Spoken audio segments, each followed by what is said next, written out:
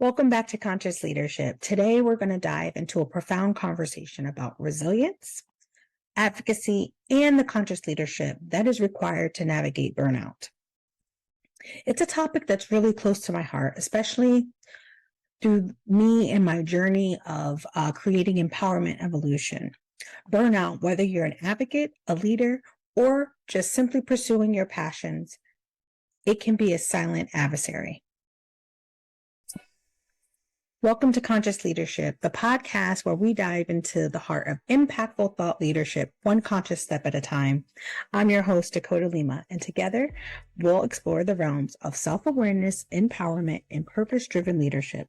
Get ready to ignite your leadership potential and make a positive difference in your life and the life of those you lead. Well. It looks like we are all connected there. So today we are joined by the remarkable Lucy DelGaudio, a veteran advocate, a diversity leader, and a conscious change maker. So today we're going to dive down in a journey about her life, some of the insights and strategies that she has used to have resilience in the face of adversity. So Lucy, thank you so much for coming on the show, and thank you so much for taking the time to share your story with my listeners and the conscious leaders out there, the thought leaders out there, and the women who are trying to find their voice. So please tell us a little bit about yourself. First of all, thank you for having me. I'm really very, very honored to be here today with you. My name is Lucy DelGaudio. I am an Afro-Latina U.S. Army veteran. I'm a mom of four, proud wife. I'm a native New Jerseyan. I've been advocating in the veteran space since 2014. My advocacy started just with basic women VA rights, benefits, the lack of, let's just say, and homelessness, which is a very big issue here in New Jersey when it comes to the veteran population, especially women with children. Transition housing is very lacking. I was basically advocating in that front. In 2018, I ventured into establishing New Jersey as one of the few states that recognizes June 12th as Women Veterans Appreciation Day. So I was instrumental in writing that legislation. We got it passed in 2019. I also worked with, Senator Booker, Senator Cory Booker, and Congresswoman Mikey Sherrill on trying to get that passed nationwide. And we still, every year put it in to see if they would recognize it as a national type of day of recognition. In 2020, on the height of Vanessa Guillen, I was, Vanessa Guillen was a missing soldier, Fort Hood. And then they found her body in July. And I got involved in advocating in sexual assault, sexual harassment. I openly did not talk about my own sexual assault. And then I started little by little. And then in 2020, in July, I found myself testifying in front of the Congress and in front of Congress and the military Personnel's Committee on the Me Too military movement, Vanessa Guillen. And also just changing the policies on sexual harassment and sexual assault. I've been advocating for the last several years and then found myself, I have to say, a little bit burned out. And it really led me to really restructure a lot of what I've been doing now and changing my mindset and changing a lot. So I know that's where you want to start diving into. Oh, I don't know, like you're breaking up a little bit. Okay, there we go. Your connection a little bit. Yeah. Okay, no, for sure. I wanted to kind of talk a little bit about burnout for sure, but also not just even burnout. I feel like, advocacy is such a huge cornerstone for leadership. Most people probably wouldn't even think about it in that sense, but it is, because for you to step out and put yourself out there to speak for people who don't have a voice, and that's pretty much what advocates are. Like, you are putting yourself out there to be that voice, to be that representative, to like I said, speak for people who can't. And so it's such an important role that you played, so important, so that the Army even thought so. And I forgot to mention this, and I apologize, that you were inducted into the Hall of Fame because of the work. I'm being inducted in May, in March. Being yes. inducted into the class of the U.S. Army Women's Foundation is an organization. It's a not-for-profit, and they have an induction ceremony every year. And I'm being honored in March of 2024 for the 2024 class. So I'm That's very huge. excited about it. That's such a huge accomplishment, because what you have done has helped change policies for the soldiers that are there now serving. We are veterans, and these things that happen to us during our military service, a lot of times people just, okay, it happened, I'm just going to keep moving. But you're like, no, something needs to change. And it takes a lot of guts, and it takes a lot of confidence, and it takes a lot to do something like that. And so I just want to, just recognize that, not to take off, to stop talk about the burnout, but I just really wanted to put that out there, and just how important that is, because one of the things that I see for myself in the future, and even for this show, is to really capitalize on not just women leaders, but even women thought leaders. And when I think about a thought leader, or even just like if you Google a thought leader, those are the people who have opinions, the people who want to speak out, the people who inspire change, because of what it is that they're talking about. They get people to think differently and see things from a different perspective, which inspires change. And it takes big, deep thinkers to become thought leaders. Thought leaders are just, in another sense, advocates, if you really think about it, because an advocate is someone who speaks up for change. And so it's like, and so one of the things that I want to do is recognize women thought leaders out there. And I feel like you are a huge step. You are a huge woman thought leader, like the changes and the things that you have done. But to bring the conversation back to the burnout, yes, I can imagine what you've had to go through to be able to get Congress to listen to what you had to say. I know you were on the news. I know you've done a lot of different interviews, and you've communicated this to people, so much to the point that, they made some changes. And so what did that look like? And what, how was it that you found yourself being burnt out from all of the stuff that you were doing? That's a great question. So, when I entered the advocacy space, it was all on my personal experiences, my narrative. And, when I first left the military, I left the military with no benefits whatsoever. In the 90s, if you were single and you were pregnant, they would deem you unfit to serve. And with that type of discharge, even though it is honorable, they would eradicate everything else based on it. So based on my assault, resulted in a pregnancy, and then I was removed from active to reserves. In that making, I struggled. But also, I kind of diminished myself, and I kind of removed the identity of a veteran. It wasn't until about 2014 when I ran into a high school friend, and he knew all the struggles I was going through, but he also knew that I was kind of building myself up. I guess like a phoenix, you rise from the ashes. I started rising through my ashes.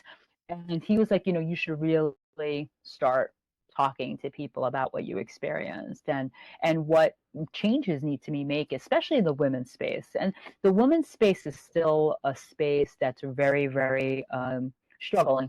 I mean, you saw today and yesterday there was testimony based on what was going on in the Coast Guard. Same thing, sexual assault, sexual harassment is still prevalent, regardless of all the changes that we've made the last few years. It's still going on. It's still part of tactical processes in the military. So I really didn't talk about her sexual assault and sexual harassment that I faced, but I definitely I was talking about the inequities that I witnessed in the whole space when it came to women, when it came to going to the VA, what treatment looks like, all that type of stuff, and especially transition housing, because there wasn't any existing for women. There was only a few beds here in the state of New Jersey, but if you had a child, you're out of luck. You're not going to find transition housing. You're going to struggle. So I started doing that type of work. So when Vanessa went missing, I try to stay away from that narrative, that conversation, because it was triggering me. I have to say, I'm going to openly say this on your podcast, that as much therapy that I was in, the therapy conversation that I was having with my therapist did not include my sexual assault.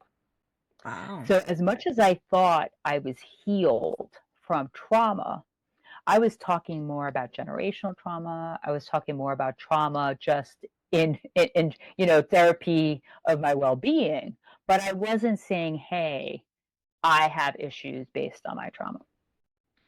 So I, started watching the news based on a conversation that I had with a friend who served with me. And he was like, so what are you going to do about this? Like, I see you talk about everything else in this space. And when I see her, she reminds me a lot about you. She's Latina, a lot of the same kind of story was kind of the same. Latina, trying to build equity, first generation, joining the military. It was very yin and yang, very similar stories.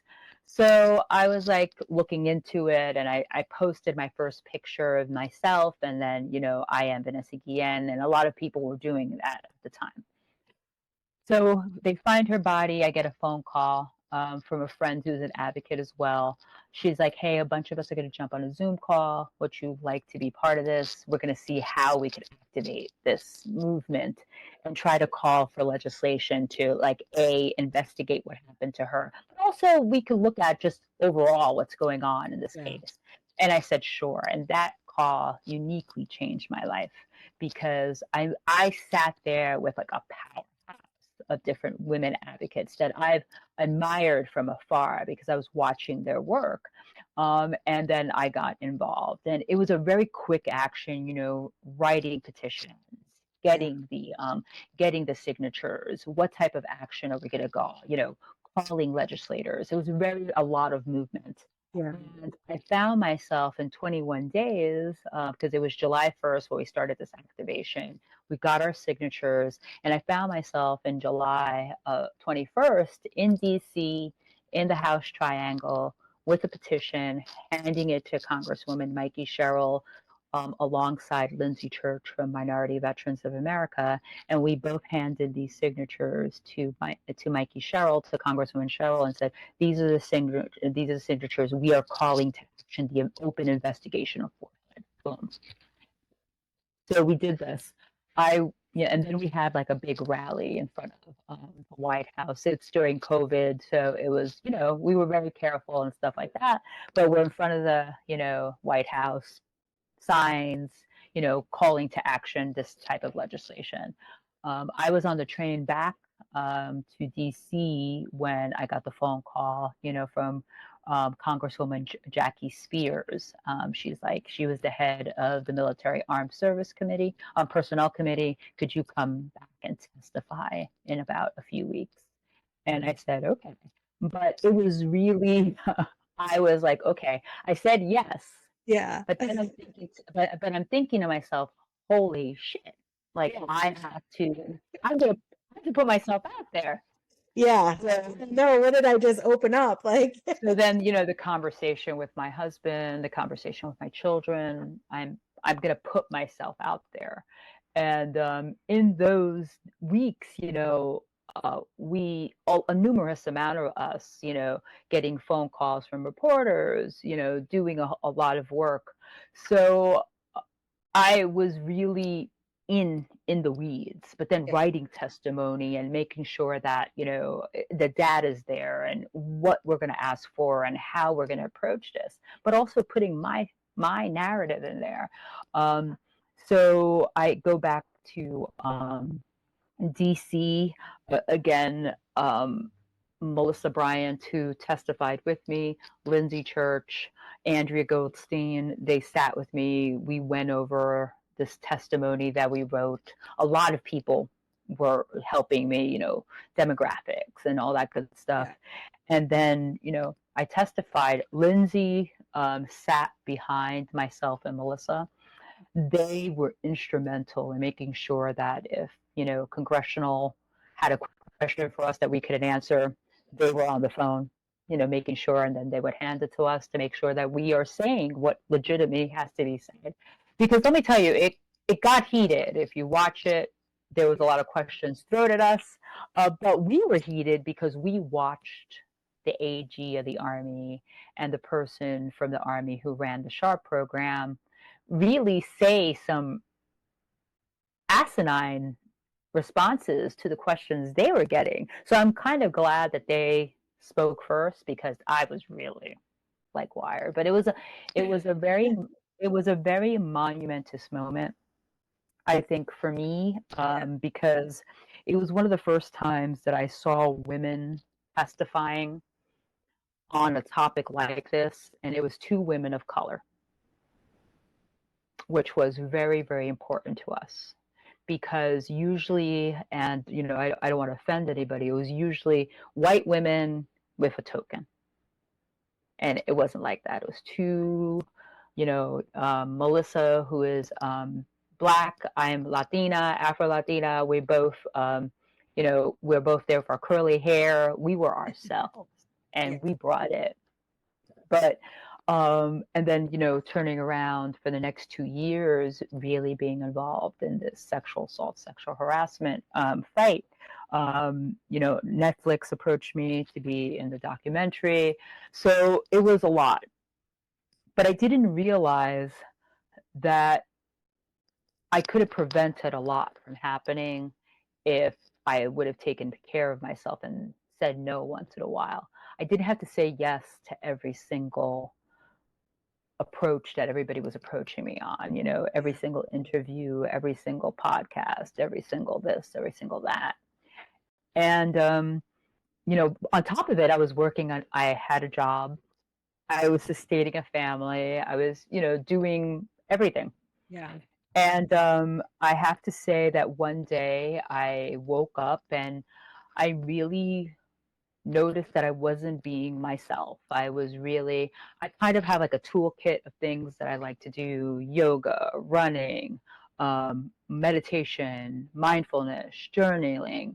I had all these things and I wasn't doing any of them, and I because you were really so like being pulled in like all these different directions that Yep, just couldn't even, absolutely. yeah, And I was depleting. I am diagnosed with PTSD, and I try to practice med free. That's something I'm very, I've always openly spoken about practicing med free. Um, and I found myself like really spiraling out of yeah, control. Like I didn't know what I could handle, what I couldn't handle. And I started slowly trying to say, like, I don't want to do this anymore, like to myself, but I wasn't saying it to everybody that Does your head, do your headphones have like a microphone on them? could you hear it now? No, no, I can hear you. I think your necklace is just Oh, my necklace is hitting it. I'm sorry. microphones every time. Yeah, sorry. Click, click, click, Yes. click, click, click. No, it's okay. Yeah, Let me do this. Could you hear me better now? yeah, that's good. That's Yeah, good. I took them off. Yeah, because I'm beating, and you know me, my Latinaness is all moving all over the place. I was just thinking about it, and I was just like, oh my God, if like for people watching on video, it'll be whatever. But if somebody's like just listening, they're gonna be like, what is that noise? That's my necklace, my heavy necklace. Okay, so Sorry to so interrupt you. Go ahead. I basically was spiraling Yeah. internally, but not telling everybody that I was spiraling. But people were watching me spiraling, Yeah. and they were making judgment. I have to say, I faced a lot of judgment, but I faced a lot of judgment from others. But I was really Hard on being hard on yourself. myself. So one day, I went to speak in DC. And when I came back from that speaking engagement, I said, I can't do this anymore because I unraveled. I really unraveled in front of a multitude of people. I did not behave like myself. I was doing things that are not Lucy. Yeah. And I said, I'm taking a break. I need to step away from this. And, I texted a multitude of people, and I said, enough is enough. Like I gotta get help. So I stepped down from a multitude of positions, and I asked people just if they could give me grace and just not contact me about that, about advocacy. So then the next step was walking into a vet center, and I did that. And I have to say, I don't want to say put my tail between my legs, but it sure felt like that. And I went in, I walked into a vet center after, and I'll be very honest and open about it. I paced like a bridge for hours. I Yeah. paced a George Washington Bridge for hours, contemplating like what was I doing with myself. And then, I told my husband I need to see someone. I need to really start talking to someone, but I need to talk to someone about the right things. And I went to a vet center and I said, I need help. And I told them I'm a sexual assault victim and a survivor, and I need assistance. And sure enough, I started seeking the right help. And it was like the first time that I actually sat with a therapist and talked about my trauma. And it's been really different. I have to say, I'm mentally, yeah. Yeah. So it was like, wow, you really want to talk about my trauma and my narrative and what happened to me and what have I not done to get the help that because I'm out there helping everybody else, Yeah. and I wasn't helping myself. And honestly, if you're doing this type of work, you need to be on top of yourself, your mental well-being. And yeah, so that's what I did. I feel like that's kind of like a default that most women do. We tend to take care of everybody else, especially if you have children. It's like, you're always like putting your kids before you. If you have a significant other, a lot of times, you tend to look at their needs, and it's so easy to look at other people's needs and just say, okay, I can help. Oh, let me help, and be that nurturer that we are naturally as women, right? But it's important to take a step back sometimes and say, okay, I need to nurture myself. I need to out and fill my cup and figure out what it is that I need right now so that I can show up for myself fully. And then I can show up for other people as well, right? But it was so interesting, though, how selfish I felt. I felt so much like I remember I wrote my first journal entry after like going into the vet center and waiting for the therapist to call me back for my first appointment.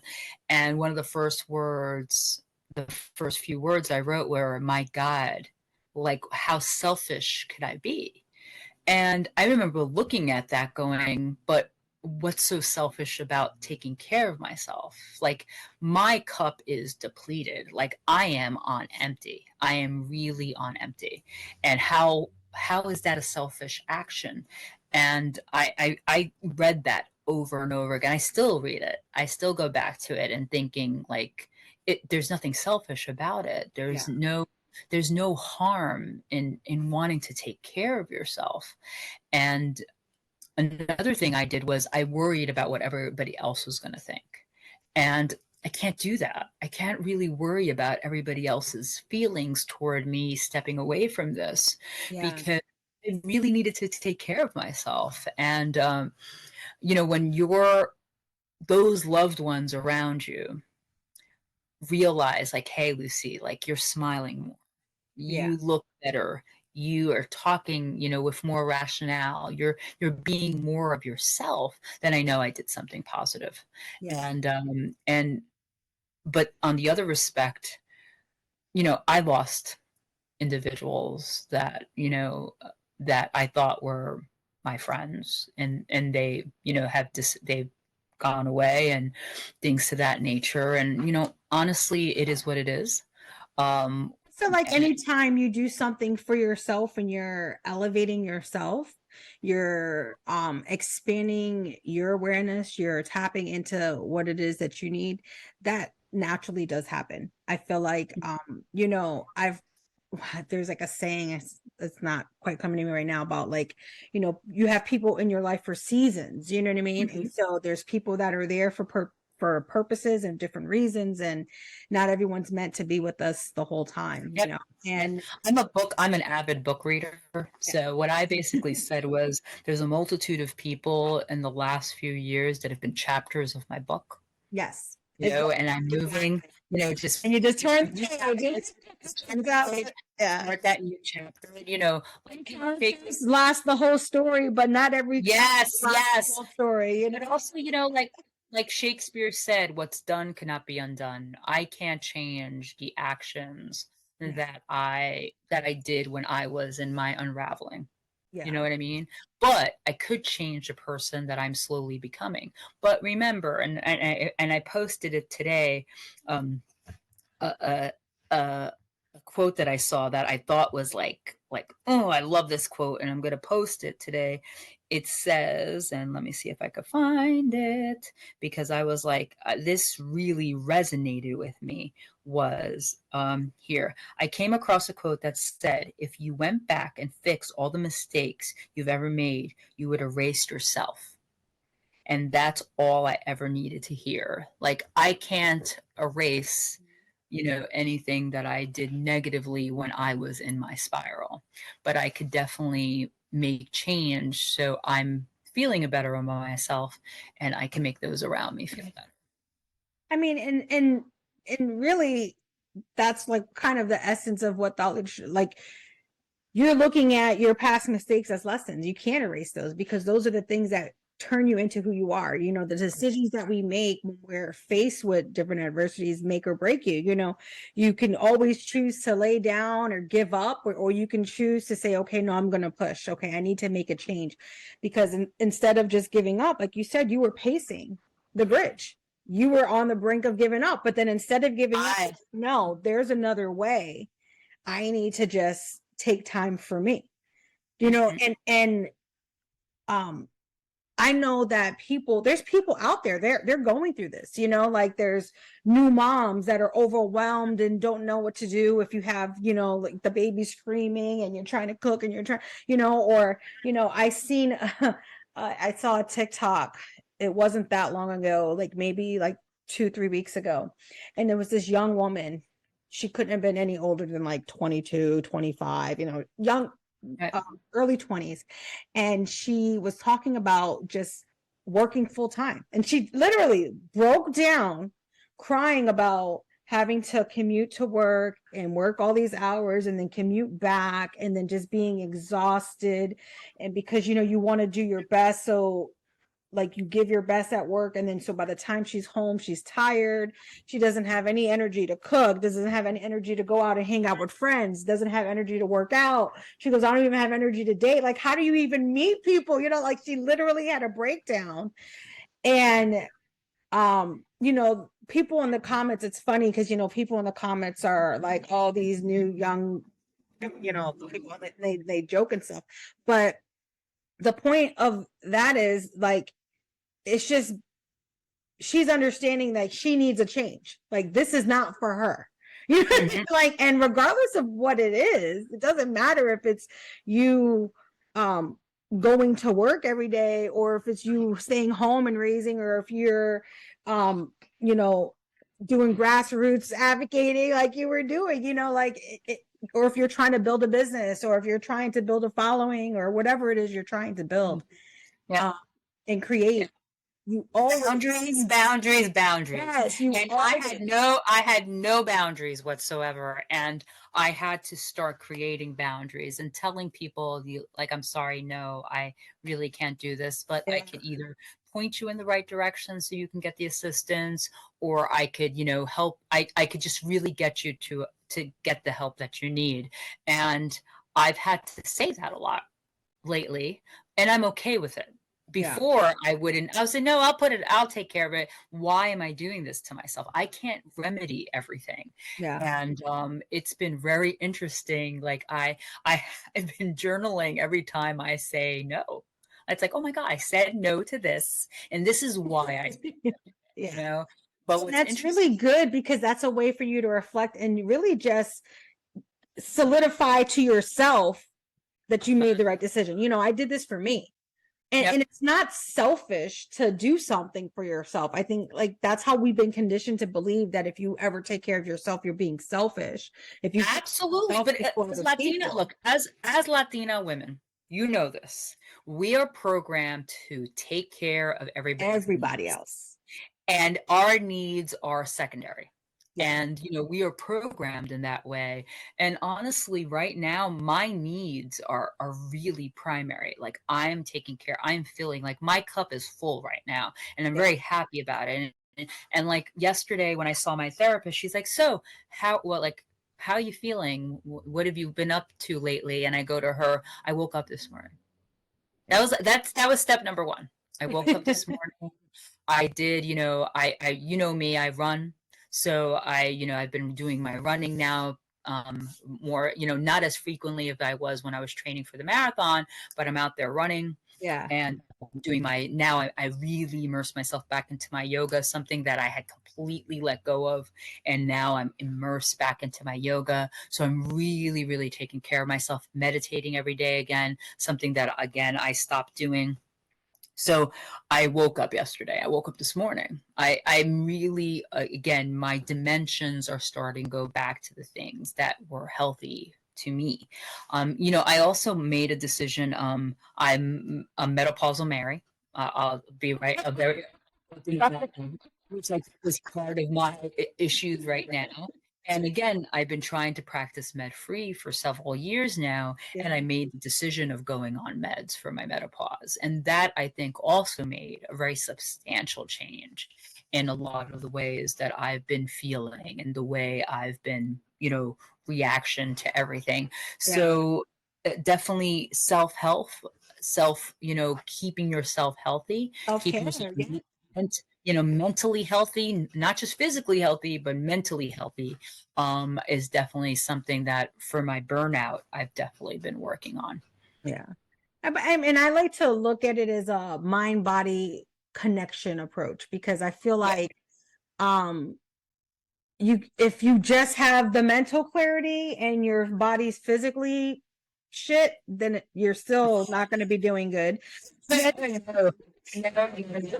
And then if you have the physical health, but your mental clarity is crap, you know, so it really does have to be, you do have to take care of both. You have to understand what it is that you need. But self-awareness is kind of rooted in this. And I talk about self-awareness a lot when it comes to leadership, because I feel like to be any type of leader, it doesn't matter if you're trying to be a servant leader, you know, a transformational leader, a thought leader, just a leader in general, you have to be self-aware, because the more aware you are of you, then you know how you affect the people around you, and what that affects you. You know what stuff around you is going to affect you. Like you were saying, absolutely right? Like you got triggered, and there's different things that trigger us. But until you know yourself, you don't know how to deal with those triggers. You don't know how to set boundaries. Like you can see a boundary being crossed and nope, can't do that. You know, but if you don't have any sense of who you are, then Okay. you're not going to even notice that boundary. And I'll share a story with you. So, I did the New York City Marathon this year. yes, And yes. I did not train the way I trained like the first time I did my New York City Marathon. Like when I trained for the first time I did it in 2018, I trained like a machine. Like I was Yeah. like out there, like boom, boom, boom. But this time, again, I was going through this mental burnout process, and my running was there, but it wasn't quite there, you Yeah. know? So a few days before the marathon, I really started like I amped up a few weeks before the marathon was going. I really felt like I was going to do it. And all honestly, I wasn't trying to break any records. I wasn't, trust me, I'm not out there to break. I'm not going to do a 2-hour marathon. There's no Yeah, way. yeah. But basically, I wanted to finish, and I wanted to finish near my last two times and that avenue. That was my goal, Yeah. just to finish, just to cross that finish line. Okay. So I got a text from an individual that I had trained with before. And they said to me, I'm concerned about your run. And I said, really? I said, why are you so concerned about my run? Oh, because I haven't seen you posting and I don't think you're going to finish it. And I said, really? So because you haven't seen me posting how far I ran or how often I'm running, you really don't think I'm going to finish it? Like, this is what you're sending me? That you're supposed to be your person that at one point sent me positive affirmations. Yeah. And what you're with you. And what you're telling me is like, you're going to fuck up. Yeah. So and they're like, no, that's not what I meant. And I'm like, well, yes, meant that's it from a good place, but didn't come across. So then he goes, I don't think you're going to finish.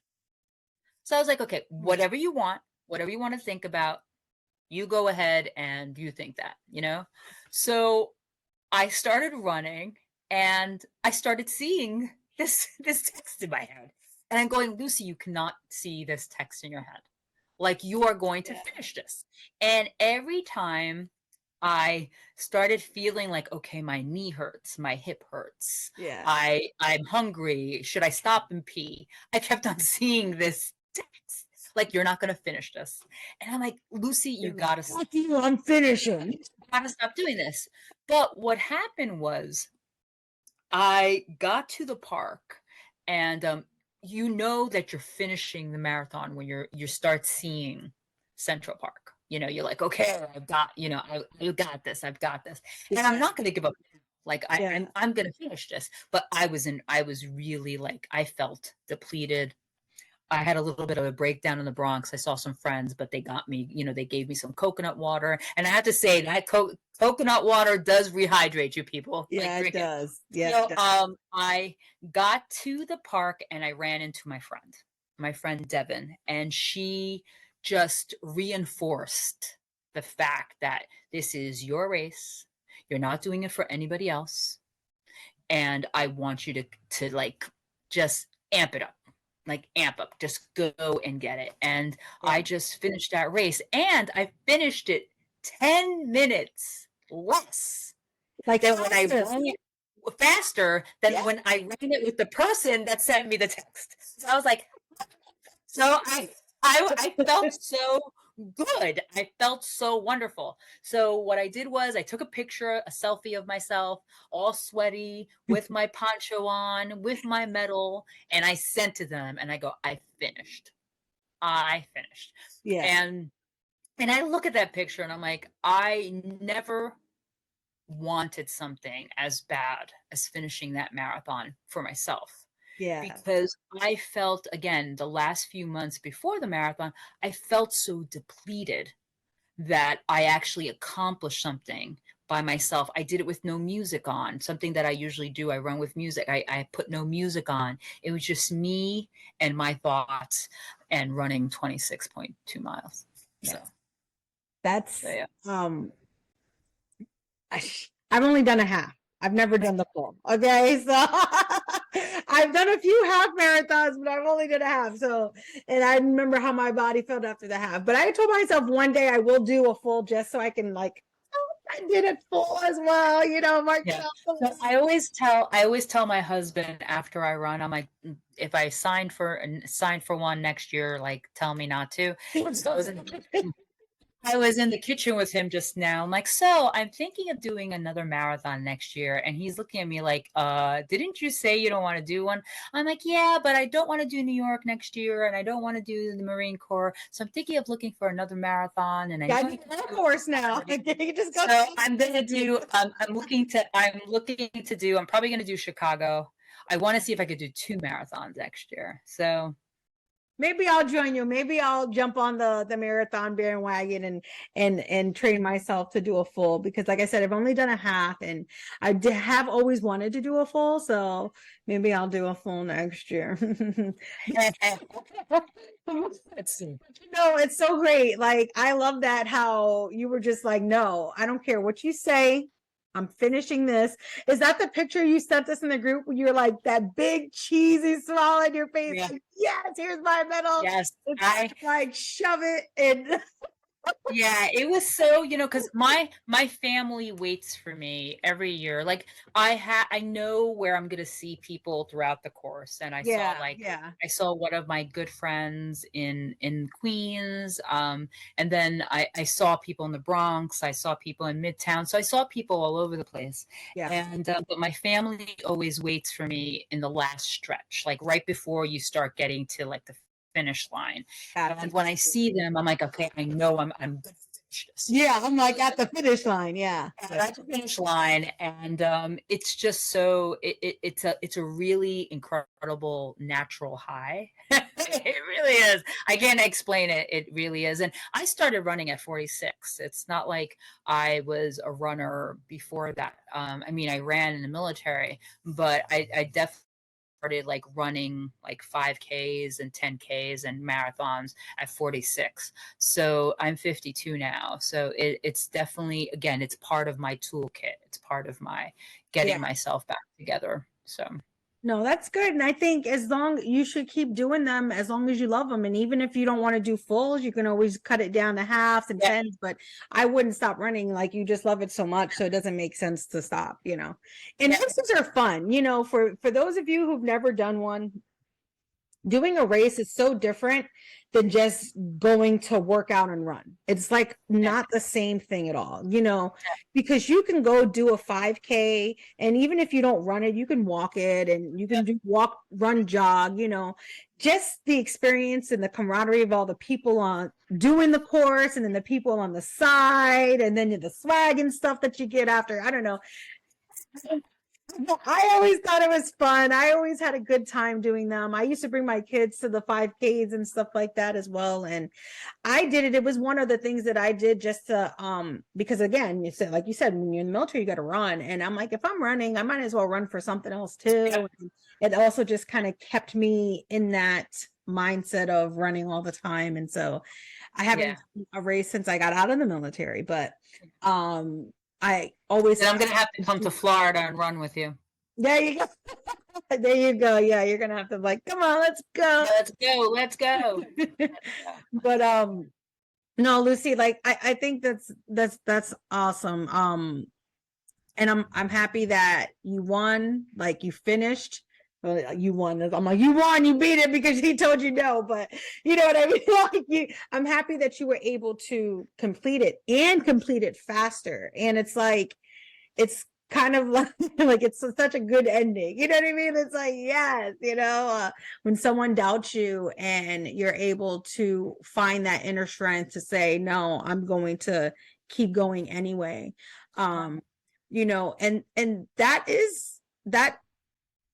that is all important. That's all important for anything in life, because anytime you do something, especially when you put yourself out there, you're going to have people who are hating on you. You're going to have people who doubt you. You're going to have people who question you. You're going to have people who want you to fail as well. It's not even always people rooting in your corner, but when you put yourself out there, you got to find somehow that mental toughness to be able to say, even with all of your doubt, I'm still going to keep pushing and do it. And so like, that's so great that you're And like, self-doubt is your worst enemy at times.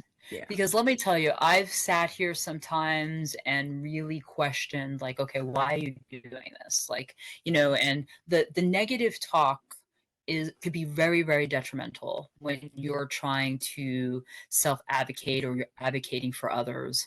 Because why is your voice so important? Like, I can't tell you, like, the imposter syndrome, the self-doubt, the positive, the lack of positive affirmations that you're providing yourself.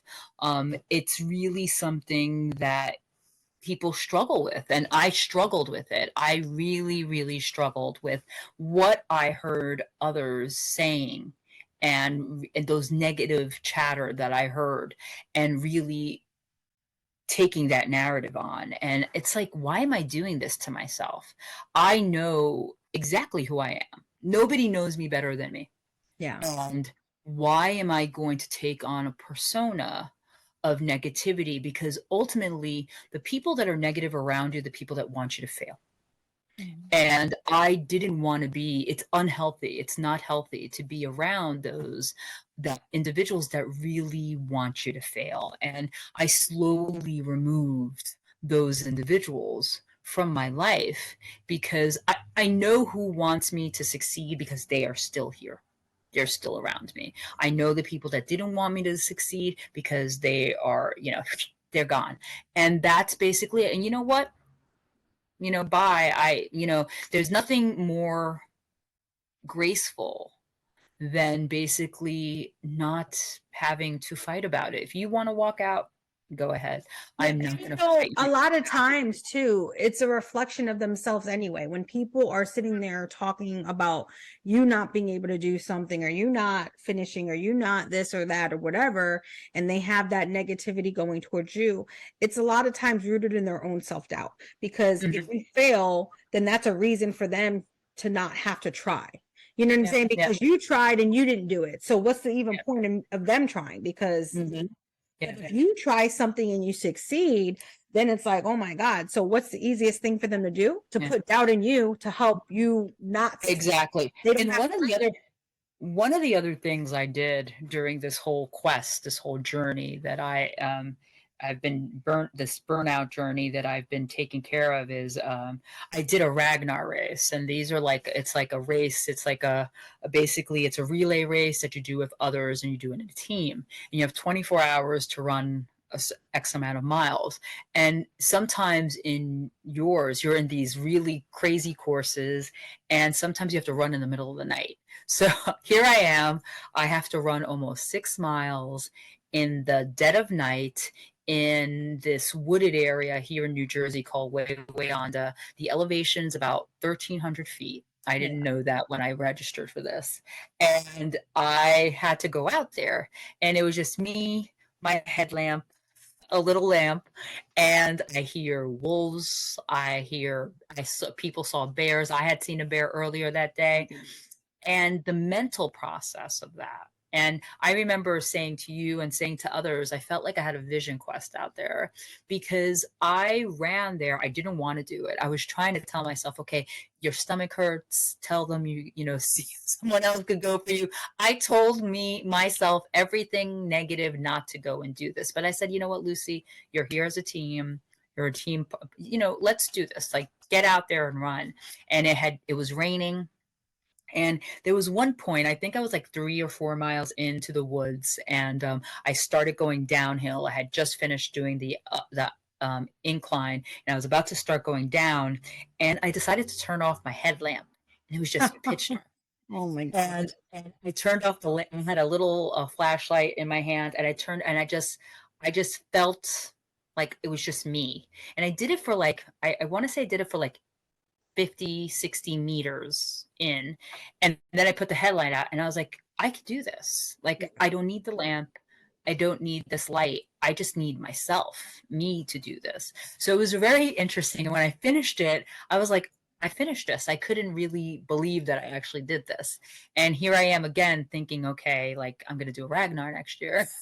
I'm gonna do it again. Yeah. Do it again. But this is the thing. Don't give up. Like, I really thought about just hanging my hat of advocacy up because I burnt out. And I'm still, I have to say, I'm still in that process.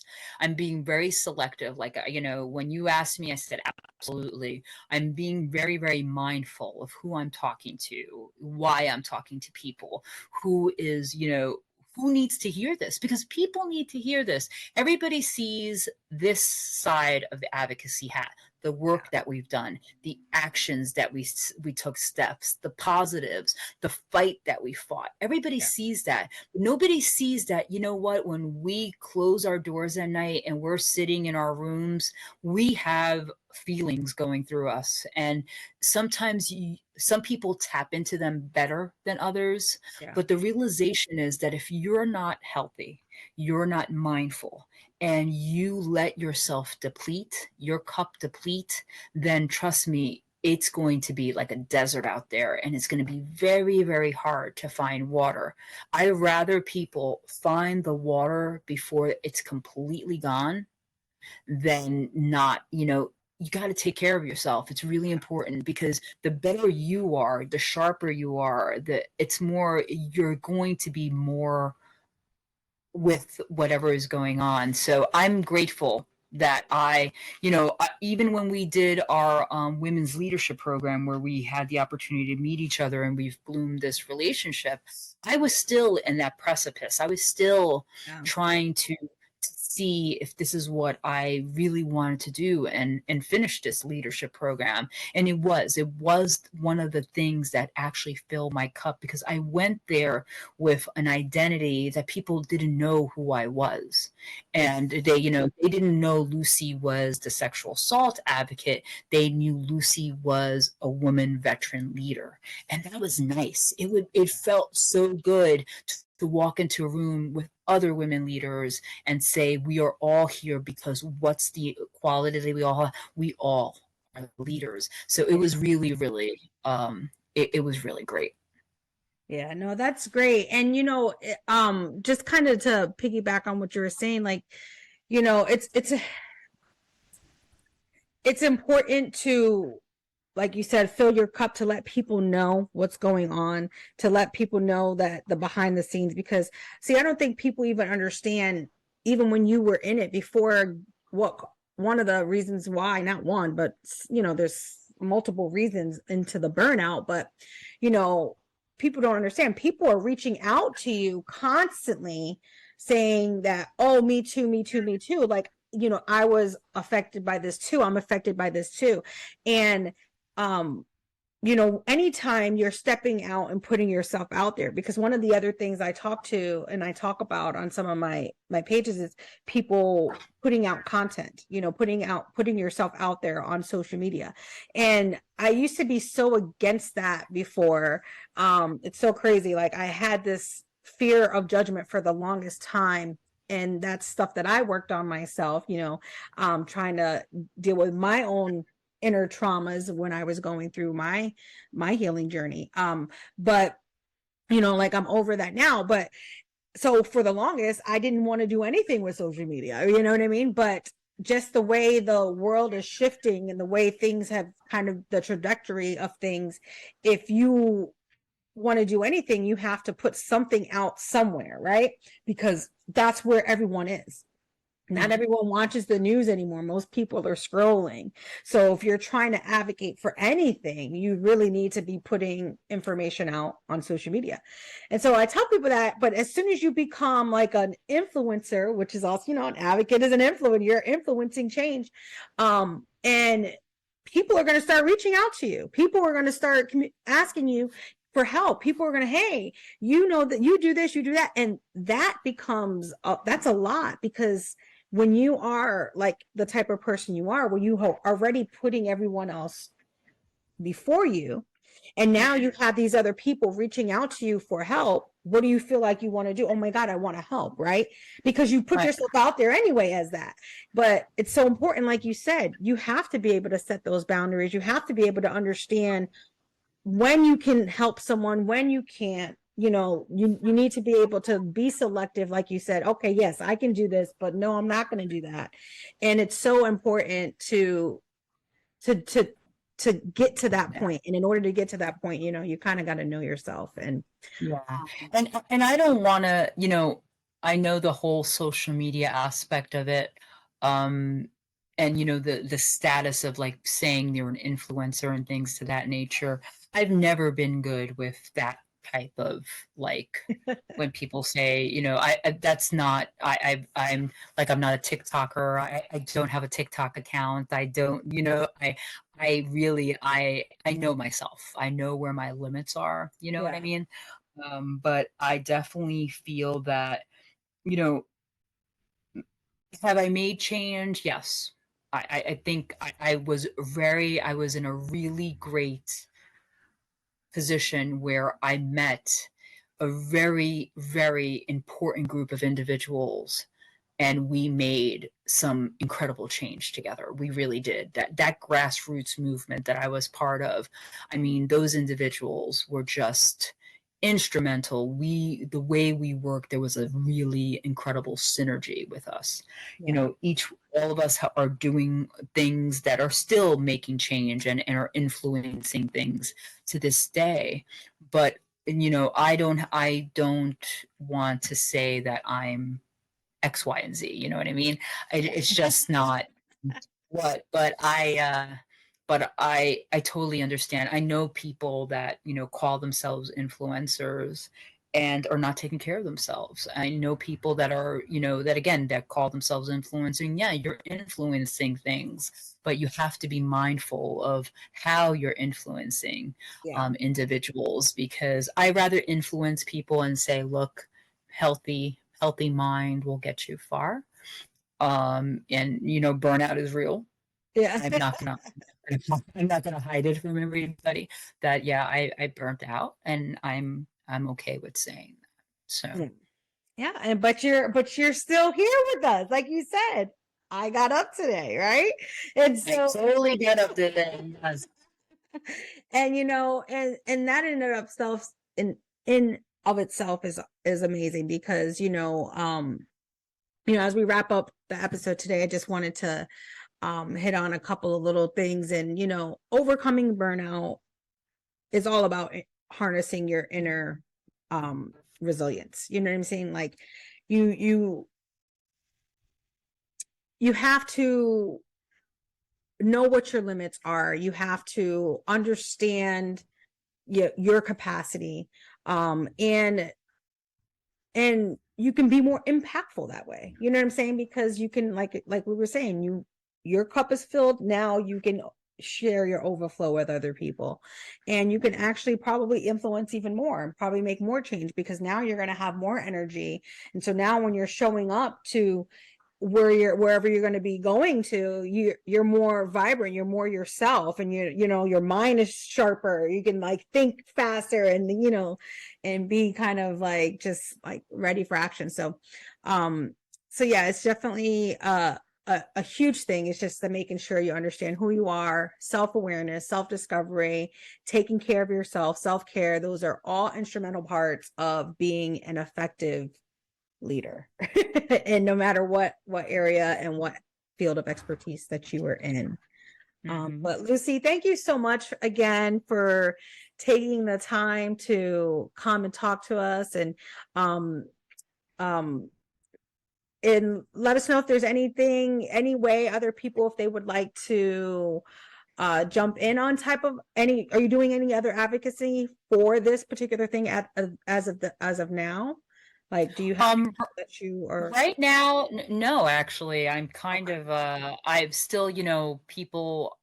I'm still in support of different organizations like the Minority Veterans of America and the Pink Berets, two very impactful organizations that were part of the grassroots movement.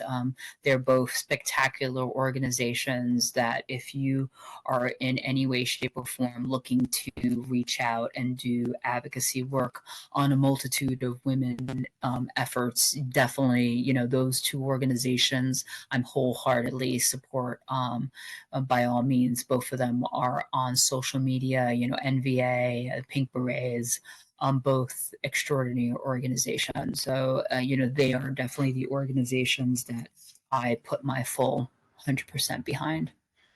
Awesome. So if anyone would like to reach out to you for whatever reason, I don't know, I guess you can reach out to you in your LinkedIn, right?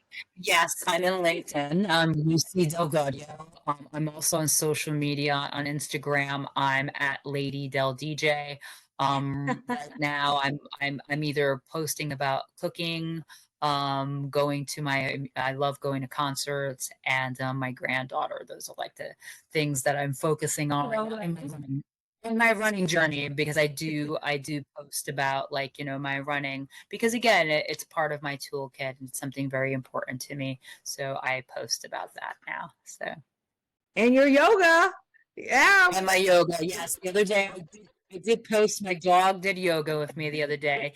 He would not get off my mat. So I said, okay, if you're going to sit here, then you're going to do yoga with me. So my 55-pound lap dog did yoga with me the other day. So he was on the mat with me. So I know my dog, every time I try to go do, if I'm stretching or anything, she's like right there. I'm like, I did not put the mat down for you to lay on. Like, this is for me, Yep.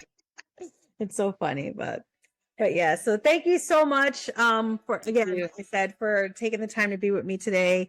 Thank you guys for tuning in to another episode of Conscious Leadership. I hope today's insights have ignited your passion for empowered and purposeful, purpose-driven leadership. So if you really like what you heard, please like, share, and subscribe, and share this with other leaders that you think would benefit. So until next time, keep thriving, keep leading, and keep growing. Thank you.